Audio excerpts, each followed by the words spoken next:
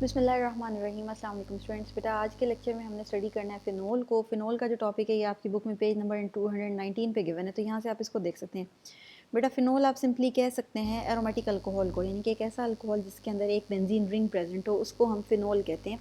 इसको कॉमनली हम carbolic acid भी कहते हैं। ये आपकी बुक में यहाँ लिखा हुआ है, ये फ़िनोल का जो इंट्रोडक्शन है इसकी थर्ड लाइन में लिखा हुआ है कि फ़िनोल को जो है कार्बोलिक एसिड भी कहा जाता है। ये बात आपसे वाइवा वगैरह में पूछी जा सकती है, इसके अलावा ऑब्जेक्टिव में भी पूछी जा सकती है। बेटा फ़िनोल का जो जनरल फार्मूला होता है वो C6H5OH होता है, यानी कि सिंपली आपके पास बेंजीन रिंग के ऊपर एक OH ग्रुप लगा हुआ हो एक हाइड्रोजन की सब्स्टिट्यूशन के बाद।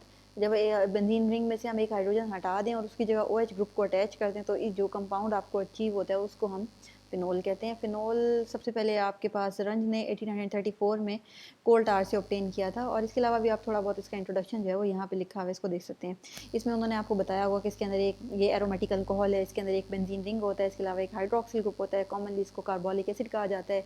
इसका जनरल फार्मूला क्या है और इसको डिस्कवर किसने किया था, ये बातें आप ऑब्जेक्टिव के पॉइंट ऑफ व्यू से अपने माइंड में रख सकते हैं। बेटा सबसे पहले हमने देखना है कि हम फ़िनोल की जो प्रिपरेशन है कैसे कर सकते हैं, कैसे हम इसको बना सकते हैं।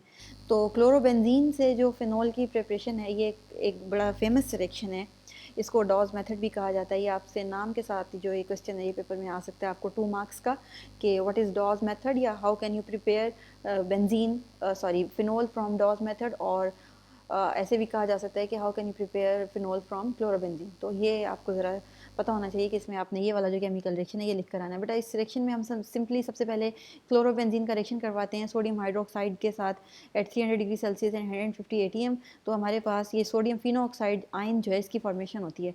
बेटा इस आयन का नाम सोडियम फिनोऑक्साइड है, ये आपको अच्छी तरह मालूम होना चाहिए। अगर इस कंपाउंड के अंदर ये सोडियम अटैच ना और सिर्फ O नेगेटिव लिखा हो तो तब इस आयन का नाम होगा फिनोऑक्साइड आयन। अब क्योंकि सिर्फ O नेगेटिव लगा हुआ, यानी कि फ़िनोल अगर अपनी हाइड्रोजन को जो है वो बाहर दे दे, एलिमिनेट कर दे, तो पीछे जो चीज़ बचती है उसको हम फिनोऑक्साइड आयन कहते हैं। एन आयन होता है, ये नेगेटिव होता है।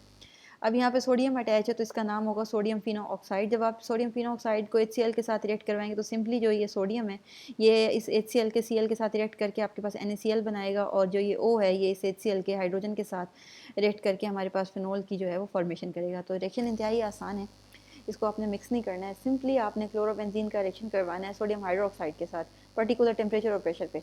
तो हमारे पास सोडियम फिनोक्साइड आयन की फॉर्मेशन होगी। सोडियम फिनोक्साइड आयन को आप HCl के साथ रिएक्ट करवा दें तो जो हमारे पास फ़िनोल है उसकी फॉर्मेशन हो जाएगी। बेटा आपने ये ख्याल रखना है कि आपने डॉज मेथड में कौन सा वाला रिएक्शन लिखना है। अक्सर बच्चे जो हैं वो कोई भी रिएक्शन फ़िनोल की फॉर्मेशन का लिखाते हैं, जो कि गलत बात है। अगर आपसे डॉज मेथड पर्टिकुलरली पूछा गया है तो आप यही वाला रिएक्शन जो है लिख